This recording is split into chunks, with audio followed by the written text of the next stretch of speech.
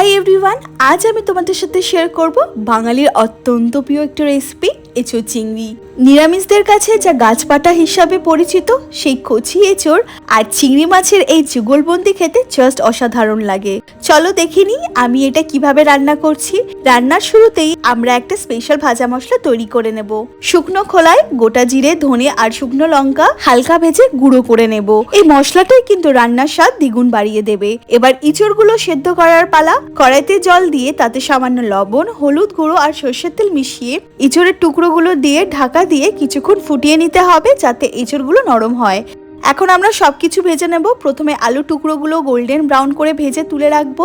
ওই একই তেলে সেদ্ধ করে রাখা এঁচড়গুলো কিছুক্ষণ ভেজে নেব। সবশেষে চিংড়ি মাছগুলো হালকা করে ভাজবো। এবার ওই কড়াইতে গোটা গরম মশলা, জিরে আর তেজপাতা ফোড়ন দেব। এবার কুচানো পেঁয়াজ দিয়ে লালচে করে ভেজে নিয়ে তাতে আদা, রসুন, কাঁচা লঙ্কা বাটা আর সব গুঁড়ো মশলাগুলো দেব। আমি যেরকম নিয়েছি হলুদ গুঁড়ো, কালারের জন্য লাল লঙ্কার গুঁড়ো, ধনে গুঁড়ো আর জিরে গুঁড়ো। এবার মশলায় টমেটো কুচি আর কাঁচা লঙ্কা দিয়ে দেব। মশলা থেকে তেল না ছাড়া পর্যন্ত ভালো করে কষিয়ে নিতে হবে। টমেটো নরম হয়ে এলে আগে থেকে ভেজে রাখা আলু আর এঁচোড় দিয়ে মশলার সাথে ভালো করে মিশিয়ে নেব। এরপর পরিমাণ মতন জল আর স্বাদের ব্যালেন্সের জন্য সামান্য মিছরি বা চিনি দিতে পারো। এবার ঝোলটা ভালোভাবে ফুটতে দেব। সবশেষে ভেজে রাখা চিংড়ি মাছগুলো দিয়ে নামানোর আগে আমাদের সেই স্পেশাল ভাজা মশলা, গরম মশলার গুঁড়ো আর ঘি উপর থেকে ছড়িয়ে দিলে তৈরি গরম গরম এঁচোড় চিংড়ি।